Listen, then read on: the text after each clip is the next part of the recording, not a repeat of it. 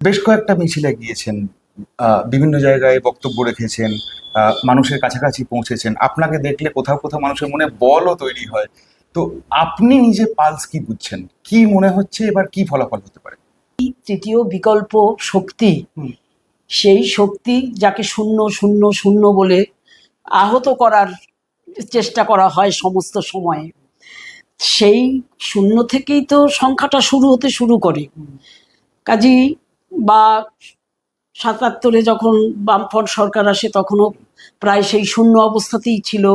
কিছু ছিল আমাদের, কিন্তু আমরা তো ভোট বয়কট করার ফলে সন্ত্রাসে সেক্ষেত্রে শূন্যই ছিল। তা সেখান থেকেই তো বামফ্রন্ট সরকার প্রতিষ্ঠা হয়েছে। কাজেই এবারে মানুষের মধ্যে মানুষ যে ঠেকে শিখছে, দেয়ালে পিঠ ঠিকে গেছে মানুষের। আজকে এত লুট, এত অন্যায়, এত অত্যাচার, এত বঞ্চনা, এত মিথ্যা প্রতিশ্রুতি, প্রতারণা, মানুষের রুজি রোজগার, শিক্ষার এই অব্যবস্থা, এই সমস্ত কিছু, পরিযায়ী শ্রমিক যে চাকরি পাচ্ছে না, কোনো শিল্প বা কোনো নতুন সম্ভাবনা নেই, শিক্ষা ব্যবস্থা থেকে ভেঙে দুমড়ে মুচড়ে দিয়েছে।